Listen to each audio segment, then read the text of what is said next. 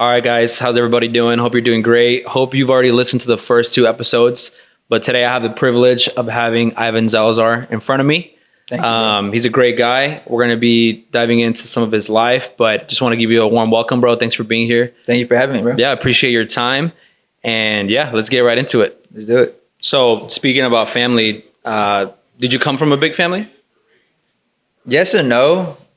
For example, like I have 2 older brothers. You know, my parents are together. But I like telling a lot of people this. My dad's side, he had 14 siblings. 14. Yeah, and my mom had 9. Okay. So I got a lot of cousins. Yeah. And it's always fun when we have like family functions and stuff. So I guess I do have a big family, right? Mm-hmm. All of them are still in Kansas. No one's here in Dallas except for one of my cousins that I forced them to come out here. But yeah, pretty big family right now, bro. Wow. And then how does it feel that you're starting your family? Because you just welcomed the newborn, right? Baby girl. Yeah. Gia. Yeah. And how old is she now? She's 3 weeks. 3 weeks. 3 weeks tomorrow. Fresh out the womb, bro. Like she's freshly baked. Yeah, exactly. So it feels good just because, I guess like growing up, like our family was really close, right? Yeah. Especially at like Christmas and Thanksgiving. And then after like one of my aunts passed away, my grandpa passed away, like, you know, family kind of separates a little bit. For sure. And the kids get older and start their own families, so it's harder to get everyone together. But now that I have a daughter, I feel like everyone wants to connect again. Right, right. Not making myself and my daughter the center of attention. Yeah, it just feels like they don't want to see you. They want to see her. Yeah, because she's the first grandchild that my parents had. Okay, yeah. You know, so my older brothers don't have kids, so I'm the first one. I'm the youngest and one with the kid. Okay. So I feel like it's connecting everyone together. I got you. And it's the first daughter or the first girl. Yeah. Right? So she's gonna be spoiled, bro. Is that? Yeah, they're gonna love on her. Yeah. And one thing I was thinking about it the other day is, Nelson told me this actually. He's like, God doesn't give you what you want; He gives you what you need. You know? Yeah. And that always stuck with me because I see like my daughter Gia as God giving us what we need. Because I think like as men, we don't really show each other emotion too much. Yeah. But I see that coming out of my brothers, out of my dad. It's drawing it out of them. Yeah. Yeah, to my daughter, you know, and for me too. So it's getting like us a lot closer with each other and seeing. Did you envision yourself being a girl dad, or did you like low-key want a boy, or like you just kind of like whatever happens? I didn't see myself as a girl dad, and I say this all the time to my clients because they always ask me this too. Yeah. But my girl wanted just one. She wants just one kid. Okay. And she wanted to be a girl. And my idea is like, well, I want more than one kid, so I think the first one has to be a boy. Yeah. You know? So I did want a boy, but at the same time, I didn't really care if I had a boy or girl. Yeah. Okay, cool. So just some disclaimers for everyone listening. Ivan, you're from Kansas, right? Yep. You moved to Dallas how long ago? This August would be 2 years. 2 years. Oh, wow. Yeah. And what you're doing in Dallas is you're a barber at Common Good. Near Deep Ellum. It's not Deep Ellum, right? It's like East Dallas. East Dallas, yeah. You're 28? 29. 29. Yeah. Dang, bro, we're both pushing 30. How do you feel about that? It feels weird, bro. Yeah. Because I still feel young, but when I talk to someone younger than me, I'm like, I'm not young at all. And then today, when I was walking up the stairs with my daughter, I was like, damn, I actually feel old now. I have a kid, you know? Right. Someone's life is in your hands. Exactly. I turned 30 in July, so in a month. Okay. Yeah. It's coming quick, bro. Dang, dude, that's insane. Yep. And so I want to definitely talk about, you know, what you're doing and stuff, but let's talk about kind of like where you're at now, what people see at surface level, and some disclaimers. I actually don't know you super well. Yeah. The way I know you is through Kevin, who was on the last episode, and you are his mentor as it comes to barbering and social media engagement and all that good stuff. I actually met one of your friends from back home in Kansas, Cole, who is also a Run Club founder. Yeah. And it's funny how our worlds kind of like connected because Kevin met you first separately. And then it helped him kickstart like his social media and everything. And then I met Cole on my own just through Instagram, and we both met up and like had a great time. And we've actually gone to Kansas and like we went to Austin together. Anyway, worlds colliding. But it's funny now I'm sitting across from you and wanting to know more about your personal story.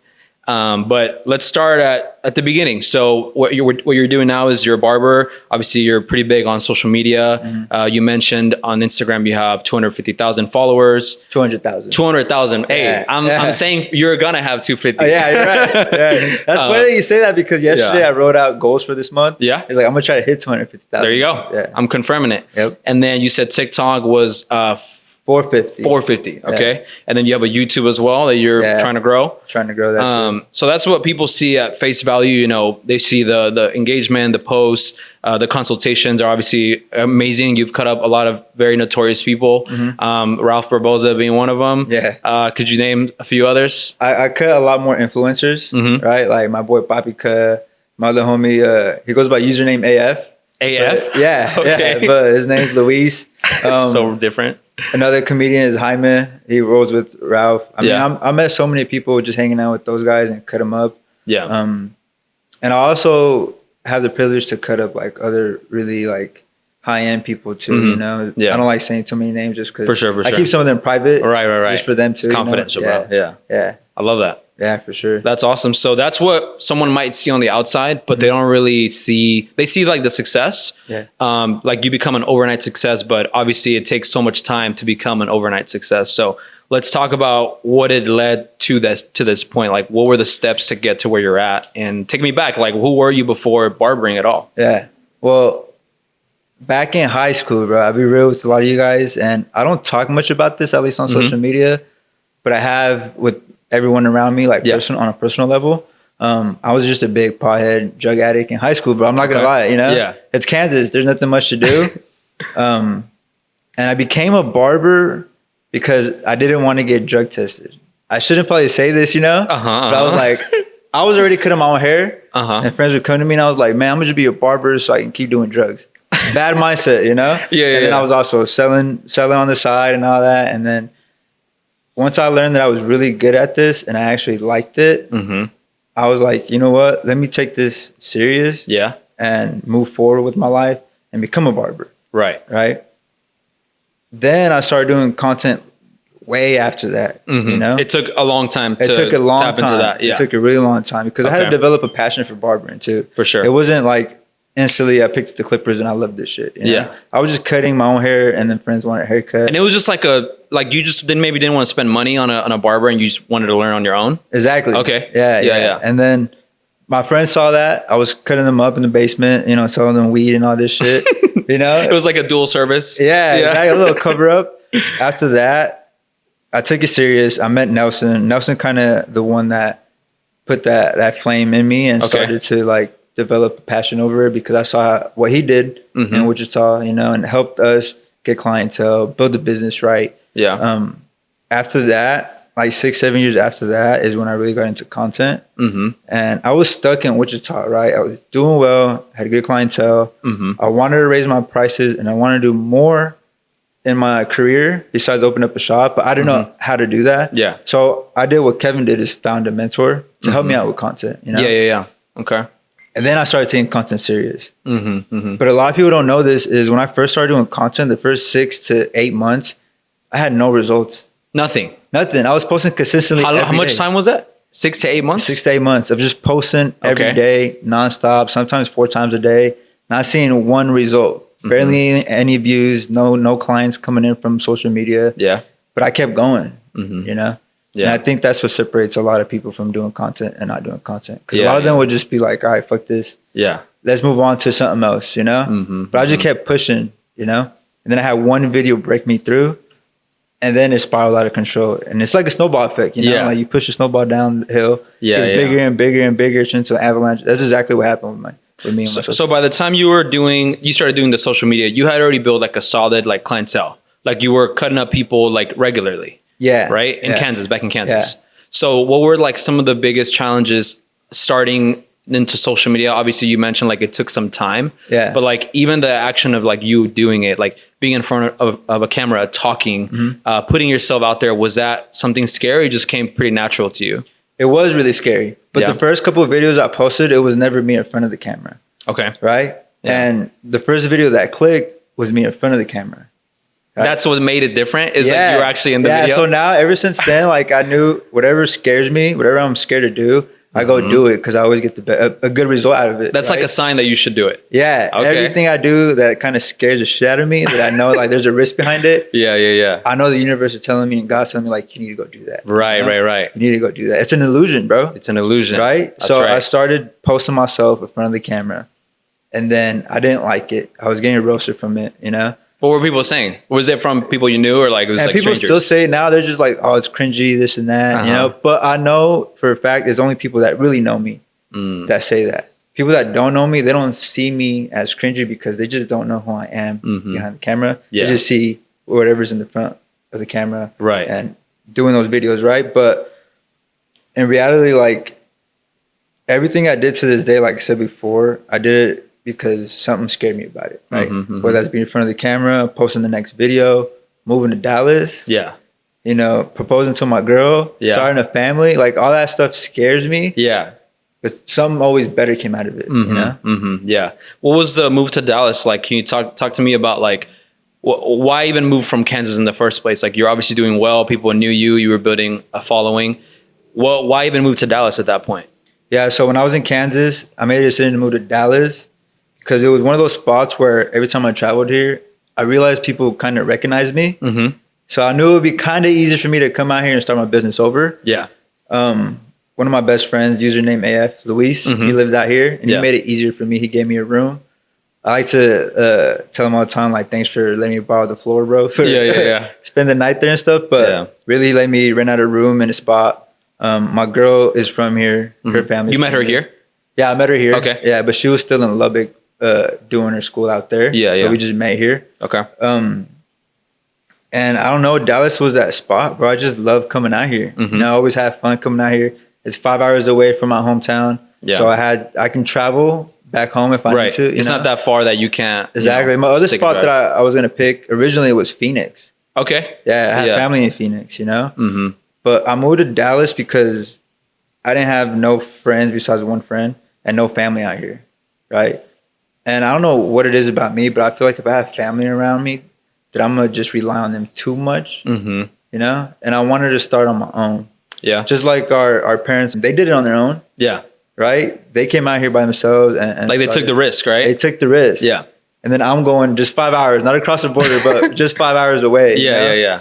And I remember when I told my parents I was moving, they were all tripping on me, like, what do you think you're doing, this and that? So you had some pushback. Yeah. And in my head, I'm like, what are you guys talking about? You guys went from you Mexico made it worse. Yeah. Crazier even bigger risk, you know? Yeah. And that's what kind of like made me pick Dallas, bro, just because it was kind of close to home. Yeah. It felt like home too when I was there. You know, I felt like I should be there. Yeah. So there was for sure a level of fear in you making that decision of moving here. Like maybe I'm not gonna make. Did you ever think that like that you weren't gonna make it, or like what were some of the things that were going through your mind at that point? The thing was, I knew I was gonna make it. I was just wondering how long it's gonna take me. How long it's gonna take? Yeah. Okay. I think that's my mindset with everything. It's never like, what if it don't work? Yeah. It's more like, when it does work, how long would it take me for me to get there? You know? Okay. Yeah. Even in Kansas, when I was in Kansas and I was charging $100, I always knew I was going to charge that much. Right. Have a certain amount of followers. I was just wondering how long it's going to take me. Right. Yeah. Because I know for a fact, and I have students and other people that I mentor, and I tell them to, like, if you have that mindset that you know it's going to work, it's going to work. You know? It just might take some time. Exactly. Right. You know? And you have to put the effort in getting that. You know? Yeah. So I knew for a fact I was going to make that jump eventually. You know? Wow. How long did it take from like when you first started cutting up officially to where you felt like, okay, like I'm making it, like I'm making it happen? How long was that gap? Was it years? Was it months? Like, I think it had to be a little over a year after posting consistently. Yeah. Right. Cause what it was is when I first started getting recognized is when I know I'm like, all right, I'm kind of making. There was some traction there. Yeah. It's still weird to this day. I'm not famous or nothing. Yeah. I got some amount of followers, but it's still weird when I'm in public and people recognize me, you know, because I still don't know how to interact with someone like, bro, you're that guy. Yeah. You know, because that's how I met Kevin. Yeah. You know, he came up to you, right? Yeah. And I was just, he's actually here today. Yeah. And I was just like, what's up, bro? You know, like, and then they're all like shocked and stuff. And or when I had clients come in and sit down in my chair, coming out from out of states, I can tell they're nervous. Yeah. you know? So like, oh my God, it's Ivan. Yeah. Ivan the Great. Yeah. So I had to learn myself to like make them comfortable in the chair and not feel nervous. And the first thing I do is like, I ask them, bro, you nervous? Yeah. And they'll be like, they're like, that makes them even more nervous. No, it helped them actually. Cause they're like, yeah, I am kind of nervous. I'm like, bro, don't worry about it. You're like, I'm human. Yeah, I'm human normal too. Guy, yeah. Like we're the same people, bro. We just I'm just in front of the camera more than you. Right. But in reality, there's nothing different between me and you. Mm-hmm. Yeah. But besides that, bro, like, yeah, mostly. Yeah. What's something that you wish people knew about you that maybe they don't get from just seeing you on social media? Like, you're like, yeah, I'm a barber. I'm this person on socials, but like, this is actually who I am in real life. Like, what are some things that you would wish people knew about you? So my girl told me this a lot, and had other people tell me too that I'm kind of intimidating. I look intimidating. Yeah. I'm guessing it's the tattoo. Maybe. But I'm really soft, bro. Yeah. Yeah, I'm super soft. Pause.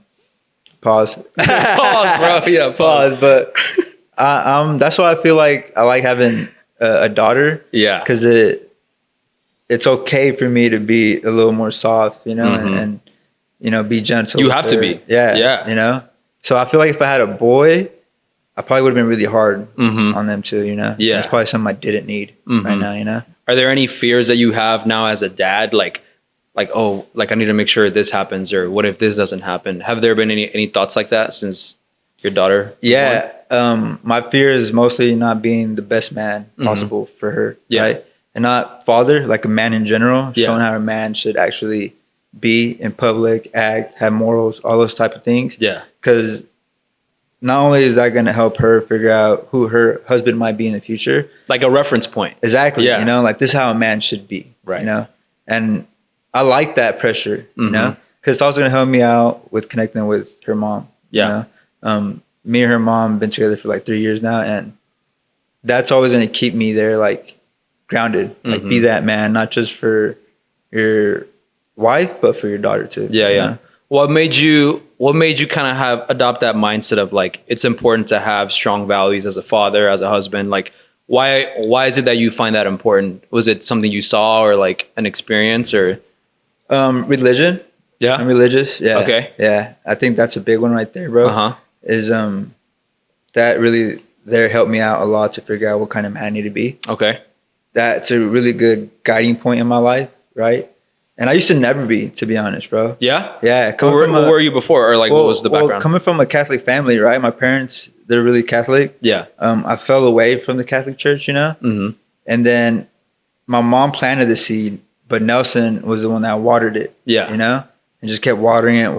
And then the older I got, the more I realized, like, every time I pray to God, something good comes out of it. Okay. Whether that's asking for help or just giving, or asking, not even asking just for help, but also thanking him.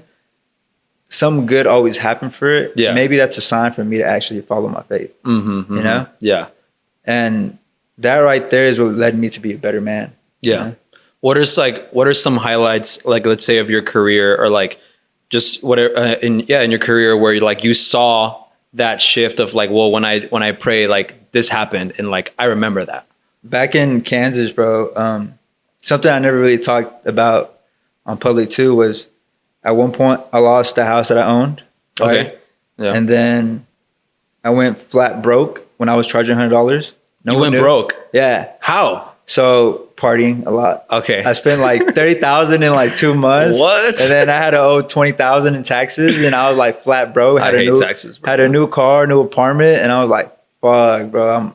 No one knew. Yeah. And I didn't want no one to know. One, because of embarrassment, and two, because I knew that I'm gonna come back up. Right. Because in my mindset, if I did it once, I can do it again. Yeah. And I remember when I paid those taxes and I had zero money in my bank account. You know, I had a whiteboard and I wrote down exactly my goals. One of them was move to Dallas, have X amount of money in my bank account, have these many followers, all this stuff, and I just made sure I checked them off by the end of the year, you know? Yeah. But every time I fell down, I pray to God and I thank him for that. Yeah. You know? Because one thing I always pray for is strength. Yeah. And I told you this the other day, is whenever you pray for something like strength, God doesn't give you that, he gives you the opportunity to show it. Okay. Yeah.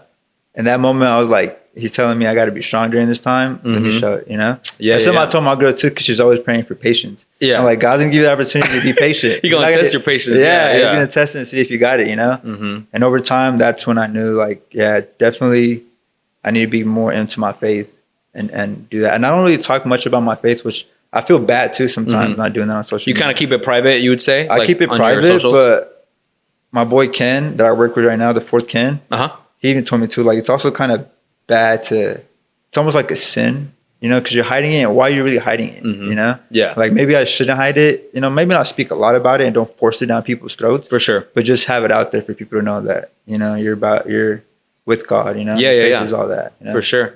What else is that? Also, I meant to ask, like, the values that you're saying, like, as a husband, as a man, is that something that you saw in your family growing up? Like, was it part of your upbringing, you would say? Yeah. My parents been together for a really long time, you know? And seeing that in my dad, never did my mom wrong. You know? Yeah. Same with my uncles on both sides. Like, they just been with their wives and all that really for a really long time. So I grew up with that. You know? Yeah. I want to go back to what you said. You mentioned earlier, like, before you even considered like barbering as a career, you're obviously like a little bit lost in high school. And like, what do you think you would have done? What would your life be like if you hadn't gone into like barbering? Like, based on kind of like what your thought process was like in high school, let's say. I probably would have been in jail. Yeah? 100%. Yeah? Yeah. 100%. Because I was just out in the streets, bro. All I wanted to do is hang out, kick it. Yeah. If I was out here in Dallas at that age, I probably definitely would. It'd be raps. Yeah, 100%. You know? But I really do think meeting the right people, hanging out with the right people is what helped me out of that stage, you know? Yeah. Becoming a barber and then meeting Nelson and everyone at prime time, that really helped me focus on me. Yeah. And finding the right mentor that can actually guide me through that too is what kind of got me out the streets, you know? Yeah. Also, I always had a feeling, and I wonder if you had this feeling too, so answer it too, but did you ever have a feeling when you were younger that you're going to be somebody and do something big?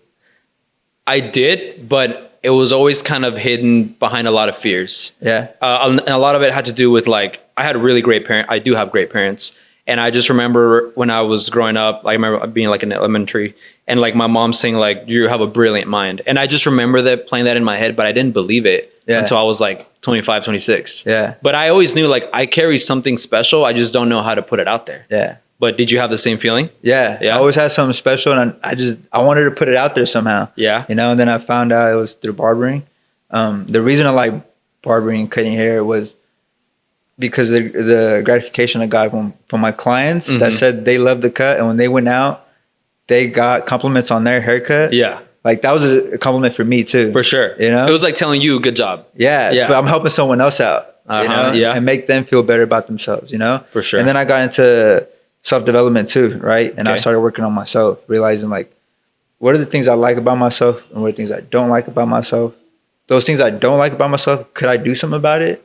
Could I change something about that? And if I can, let's work on it, you know? Yeah, yeah, yeah. And if I can't, right, like my height, I'm short. I can't, do nothing about that. So forget about it. Hey, there's a surgery nowadays. Have you heard about it? Yeah, but I'm okay with being short. Yeah. But that's when I started getting into like, all right, let's develop my mind, my personality, my morals. Let's really hone in on that. Yeah. And that helped me out a lot in life and a lot in my career. Why do you think that's important? Like, why is it not enough to just have a good following and have money and have like status? Like, why is it important to you to have values and like a strong moral character?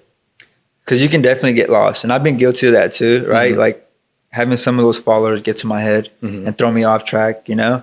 And those are learning lessons. But that's what's really important, because if not, you're just going to become one of those influencers that just doing it for the wrong reasons, you know? The wrong reasons. You don't want to do it for that, you know? Yeah. And to this day, I tell a lot of my students that I work with and people around me, like, I get tons of brand deals. I turn a lot of them away if they don't make sense with my morals or rights. You know, even if it's nice money, I got a family to support. Right. But I'm still going to be like, it just doesn't fit my image, and I don't want to be known for that. And it's just a quick buck. Let me not. Yeah. You know? Yeah. I feel like that's super. I see a lot of that online. Like, people really want to blow up, but it's more because they want to be seen. And the vibe I get more from you is like, you've learned to add value to people. Yeah. And you're like, how can I continue to add value to others? And then if money comes with it, like, that's even better, right? Yep. You know? I like adding value to people though. Yeah. Yeah. I get so much, just like I said with the haircuts, like someone getting a compliment. Yeah. And just like Kevin saying, you know, I helped them in reality, I always tell them like, you did it all, bro. I just kind of guide you there. Yeah. I don't like taking credit for some of the people's success, but being able to help people and show them that they can do it too, like that right there rewards me a lot. Yeah. That's really impressive. And I think one thing that stands out about you that it's hard to see in general, but like I can tell you're really into mentorship. Like you mentioned, you had a mentor and now you mentor people yourself. Yeah. So do you think, like, what would you say to someone that's like, well, I think I can do it all. Like I'm going to figure it out. Like, do you think mentorship has certain benefits that people are probably missing out on? I do, because I had tons of mentors, right? I count Nelson as a mentor too, right? And Which he's a barber, right? Yeah. In Kansas. Yeah. And a barbershop owner. Okay. Business entrepreneur guy too. But I see mentors as they did things that we probably shouldn't do it. So we got to learn from their mistakes. Yeah. So take their advice on that, you know? And it's also important to get mentored by the right people, right? Because you can get mentored by somebody that you like some of their stuff, but not really connect with because of their morals and all that. Like maybe you shouldn't get mentored by them. You know? It's okay to, you know, take some ideas and topics and mindset from them, but don't really follow them, you know, because then it can just make sure like it doesn't interact or interfere with your morals and all that kind of stuff, because it will, you know. Because it's almost like cult-like following stuff when you start getting too much into one mentor, you know. But it's really important in my life because it helped me out a lot. And I can see it helping out other people too, you know. For sure. Do you have mentors for multiple areas of your life, or just for barbering, or like, you know, do you have one for like self-development, like one for like religion, or like, you know, how do you kind of navigate that? I would say I do. Yeah. You know, Nelson's still my mentor and I look at him as a brother too. So my older brother. For business, I have a new mentor, a client of mine's actually, you know, ask him a lot of advice. Really, really wealthy guy. So that's why I ask him for advice, you know. Even my boy David that does the school of barbering, friend of mine, he helped me out a lot, put a lot of money in my pocket. I put a lot of money in his pocket. We're the same age, but I still look at him as a mentor. You know? Even people younger than me that I know are doing way better than me, I would still look at them as a mentor, you know, and take advice from them. Like age is nothing but a number. Right. And if they have the results, maybe you should look into them and see what they're about, you know? What would you say is something that you're working on now? Like you mentioned, like looking at your character and saying, okay, well, I want to grow in this area. What's one area that you're like focusing on during this season of your life? I actually feel like I'm starting over. Yeah, because I have a family now. You know, so everything's a little different. It ain't just about me anymore. Right. It's about keeping my family up and not trying to survive, but to actually live. You know, a lot of us are out here trying to survive, but if we can switch that into living, that's really important, you know? And me supporting my fiance, my daughter, family back at home, my friends and family, like now I'm doing it for them too. You know? Right. It's a bigger picture. Yeah. Before I was just doing the content stuff, all that for myself. Yeah. And I think it's okay to do that, you know? For some time. I tell people like, it's really important to be selfish, bro. Because if you can't help yourself, you can't help others. That's true. And I think I help myself enough now. I can finally help others. You know? Right. That's amazing. So I do have a question about mentorship more specifically. When you're about to mentor someone or someone comes to you, what are some things that you see in that person that tells you they're going to be a good candidate for me to pour into them? Because there's obviously been a lot of people that are like, hey, I want to learn from you. Yeah. But then they end up like not doing it. Yeah. So what are some traits that you've seen over the years? For a mentee or for like finding mentees or mentorship? For finding mentees. For finding mentees? For someone who wants to get coached by me? Yes. That's a great question, you know, because lately I've been more strict about who I try to mentor, right? Yeah. Because I can tell like who's really about it and who's going to waste my time. How do you know the difference? A lot of talk, you know, it took me a while, but I guess it's just their lifestyle habits, you know, understanding who they really are, right? And also like morals, like do they kind of vibe with me? Do we connect? Do I see a little bit of myself in them? Yeah. I think that's a big one. Yeah. If I see a little bit of myself in them, I'm like, damn, this reminds me of me. Let me help them. Like what traits are like, that's me, that you've seen? I guess kind of lost, but no, I can tell like they want to get out of that area that they're in, you know? Okay. They're stuck. But also if they want to find a great mentor, if someone wants to find a great mentor, I will go with someone that's not pushy on mentoring you. Right? Okay. Because I feel like a lot of days, especially in my industry, a lot of barbers are trying to find mentors and then they find some and then they're just pushy on them. Like, yeah, come get mentored by me, come get coached by me. And it's like, maybe you should sit back a bit and see if they're just coaching to coach or if they're actually educating their people around them. You know? Because education is just as important. To me, education is an investment, right? It's just like investing in a house. The only difference is with education is they can't take that shit away from you. Right. Once it's up here, it's there forever. Forever, yeah. You know? So I think that's a big thing when you're trying to find a mentor. Yeah. Okay. What about when it comes to finding mentors for yourself? Like, what are you looking for? For me? Yeah.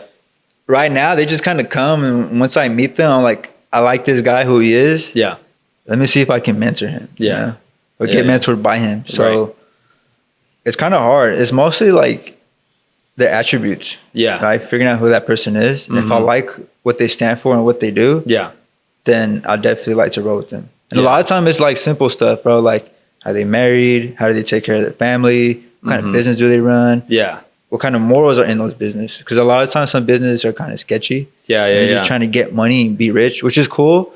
But if they think about the people and the product first before the money, then I realize that's really important for me. And I want to be around that type of person. That's really interesting that you say that because I'm sure you've encountered this. Like, for example, when I started the Run Club and it started to get a lot of traction, you obviously get a ton of like foot traffic and people coming up to you and saying, hey, like you should do this, you should do that. And one thing that I picked up, and I'm sure you can relate to it, some people just want to get into it to get something out of others. Like they're, I can feel that a lot of people come right. The word is like, I know it in Spanish is like convenenciero, and it's kind of like you just want to like, what's the word? Like you're just trying to get something out of people, like money out of their pockets. Yeah. So what have you seen in your world of like, so people they really don't care about others. They just really care about themselves. Yeah. It's kind of forceful. Like, bro, we need to work. We need to do this and this. And I'm like, bro, can we be friends first? Like, can I know you first? Right. And then we'll see if we can work. Cause like you said, it just feels like a money grab, you know? Yeah. And I got that too when I first moved out here from shops. Like they want me to go work with them. And I knew it was going to help their shop too. For sure. And I was just like, dude, it just feels like you're forcing me to try to work with you, you know? And at the same time, when I moved out here, I didn't want to necessarily work with one shop just yet. Cause in Kansas, I was the manager at Prime Time. Okay. You know, so I kind of ran the spot and could do what I want because I was the manager. No one could tell me nothing. Right, you know? Right. And out here, like if I just walked into a shop and was like, you know, turn on the music, let me put my lights on, everybody be quiet. They'd be like, who the fuck is this guy? Right, you know? Right. But back to answering, I kind of got tracked there. But no, you're good. The way I can tell when someone's kind of like money grabbing, like I said before, is like if they just don't want to be friends first, it's like a no-go, you know? And that's how I know, you know? Especially like with my boy David, that does a school of barbering, and I partnered up with him. We just became friends first, and I bought products off of him. He bought products off of me. Yeah. And we never asked for discounts for that, you know? Yeah. And we fuck with each other. Yeah. And then one day he was like, hey, bro, let me help you make money. And I was like, you know what? I bought products from you. You bought products from me. Let's work together and do something out of that, you know? Yeah. And that's how I figured out, like, this is how I like to work with people, you know? Yeah. Like if they're relational. Yeah. They care about you first. Yeah. Then like whatever comes after that. Yep. Because there's some people that will gravitate towards you because of what you have. And they could really care less about like you on a personal level. Yep. My question was, have you lost any friends or support from people as you've grown in your career? I wouldn't say lost.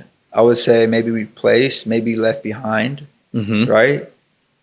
Maybe I did lose some people and just don't know because I don't talk to them anymore as much. Yeah. But definitely left behind. There's a point in your career where a lot of us are at where you're not with the same people you were before, your old friends, but you're not there yet with the other group.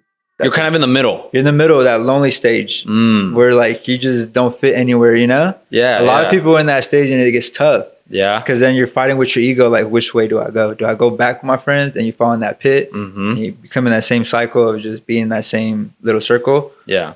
Or you keep growing and then you eventually get into that stage in your next life. The new circle. Yeah. That's why another reason I moved. Because I feel like if I stayed in Kansas, I would kind of be in that pit, in that circle, in that little pond. You would have stayed there. Like that would have been your cap. Yeah. And moving to Dallas helped me find you guys. Yeah. You know, find Kevin, find everyone else around me, forced me to meet new people and become a better person too from that, you know? Yeah. What would you say to someone that's stuck in that middle?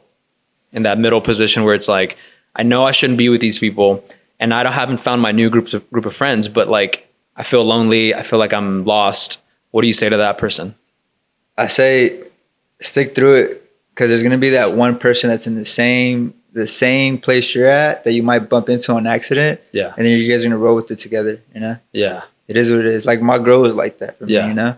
She was in Lubbock finishing her PhD, kind of by herself out there, right? Mm-hmm. We met online, you know? And we were both kind of like not with our family. So we connected through that kind of stuff, you know? Like she's... Like you're both homesick. Yeah, homesick. But also she's grinding. I'm grinding, trying to get somewhere, and she's trying to get somewhere. Yeah. And that helped us out a lot, you know? Yeah. What was she in school for? She's going to hate me for this, because I don't know how to say it correctly. You're like, I don't know what she does? Yeah, no, but she went for immunology and biology. She's going to laugh, because I know I said that wrong. Immunology? I'm fucking it up now. You're good. Like, we'll put the word up or something. Yeah, immunology and biology. Okay. Some with science. Okay. She did an HIV study, basically. Okay, word. Okay. Yeah, so she's a scientist. Yeah, that's amazing. Yeah. Was it ever a challenge for, like, you know, maybe not, but like, was it ever a struggle with what she was doing and what you were doing? Because, like, for example, you have a big following, and I'm sure you have some girls like following you. Was there ever like any like weird like, hey, like, you know, you got this big famous girl following you, like 100%, you know? And me personally, like, I never experienced that from any of them old relationships. Yeah. So me getting experienced that with her, I liked it, you know, because it made me feel wanted. Yeah. You know, so I was okay with it, and I believed in myself and trusted myself. Yeah. So just having to reassure her helped out too. But I learned a lot, you know, and just making sure that she's grounded in our relationship and secure, that matters a lot to both of us, you know? For sure. But it's conversating, bro. We started long distance. That's tough. Yeah, it's tough. Yeah. But I also seen as a big opportunity to actually learn someone and find out who they are, right? And meet them, because you got to conversate with them consistently. Right. Yeah. Was there anything you were looking, I don't know, we're getting into relationships, but like, was there anything specific you were looking for in a partner as you were growing your business? Like, you know, did you like, oh, I just want someone that's like sweet, or like, was there a set of values that you were looking for? There was always values and all that, but I was never looking. I think that's where people get stuck, is they're always looking. And when you're always looking, it never comes. Never comes. Yeah, and I wasn't looking, you know, but I know what kind of person I want to marry and have my kid, you know? And she had all that already, you know, so it reassured it. Especially it reassured me whenever she made a lot of effort to come see me, do things with me, be around me. Like, that made it a lot more rewarding to be with her. Yeah. I don't know if you've ever noticed this or seen it, but like, I feel like nowadays there's a lot of guys that are maybe in that spot where they don't know what they want to do with their life, but they're like steady chasing like a girl. So what do you think about that? And like, what advice do you give to a man that's kind of going through that? Like, you don't have your purpose, your career, but you're worried about finding a girl, you know? You're going to lose her. That's all I know. Yeah? Yeah, you're going to lose her because you're so worried about her and not yourself. And women don't like to admit this, but they want a man that's busy. Yeah. That's focused on themselves and growing themselves. That has a purpose. Yeah. Yeah. Yeah. Cause it's a simp, bro. I'm going to be honest. You know, like, you're simping at that point. Yeah. And it just looks bad, you know, like a man chasing just their women and not who they want to be and become. Because in reality, like me, I can help out my family and all that because I chased what I wanted first and not the woman, you know? Yeah. Because I can help them out now. You know? For sure. What about someone that doesn't know what to do? Like, let's say you could talk to Ivan from high school and like, he's not doing barbering. What do you even tell him if he's like, I don't know what I want to do? I would tell him, like, just try out different things, bro. Find hobbies, see if you like them, see if you don't like them. You're young. I think that's important, is finding hobbies. Yeah. Because I have clients to this day and they're like, bro, how do you meet people? I'm like, do you have hobbies? What do you like to do? And they're like, nothing. Like, Nothing. You're a boring person, bro. Like, figure something out you like to do and you're going to meet people at those things. Yeah. For example, running. Right? If you like running, you're going to meet people at run clubs. Yep. You know, if you like doing MMA, you're going to meet people there. You're going to find a group of people that you want to be around with because you have the same interests. You know? Yeah. And I think, like, we talked about that on the first episode, but like, a lot of people live their lives in like a cookie cutter way where it's like, I go to work and I go to sleep and I just rinse and repeat. Yeah. But like the importance of having like an actual life outside of work. do you feel like that's something important to you where you're obviously it's hard to do it now or harder, but like, was that something you focused on like as you were growing your business? Like, hey, I need to have stuff outside of this as well. I was really business focused, bro, to be honest. Yeah. Okay. Yeah. My business was my life. Yeah. You know? Because I knew it was going to get me somewhere I really wanted to be. Mm-hmm. You know, I always tell people too that if you want to figure out how to be somebody, figure out the things you want first. It sounds kind of like weird because you don't want to be materialistic. Mm-hmm. But if you figure out the things you want, right? Like if you want a family, you want a nice house, you know, you want a Porsche, you want all this stuff, you want to look good, you want to dress right. Like what kind of person is that? Yeah. Who is that man that has that stuff? What are his morals? How does he treat his family? What is his personality? Like his characteristics? Yeah. If you become that first, all those other things will come after. For sure. Know? Yeah. So I think that helped me out a lot with that. You know? Yeah. That's amazing. So any final thoughts? If you could give one last piece of advice to people listening, it could be about business, it could be about life, family, that you could leave them with. Dude, let me read this quote. Yeah, go for it. So one of my favorite books, my second favorite book. Okay. The Bible's first, obviously, but it's called The Alchemist. Have you heard it? Yeah, I'm reading it. Yeah? Yeah. So there's this piece, it's in the first chapter when he meets the king, King Solomon, or Salem. You know what I'm talking about? I haven't gotten to that part. No? I'm like 20 pages in. Okay, so he meets the king of Salem, right? And they talk about the personal legend. You know what a personal legend is? No. You haven't got to there yet? Nah, bro. So everyone has a personal legend, right? Uh-huh. And it starts when you're young. And then once you get older, it starts to wither away because, you know, life happens and all this stuff. And, you know, you just can't do what you wanted to do as a kid. It's like the passion, your first passion. Yeah. Okay. Right? And in the book, he says, The Alchemist, the world's greatest lie. That's what he calls it. This is the world's greatest lie. The belief that at a certain point in our lives, we lose control of our destiny and our existence becomes governed by fate. Right?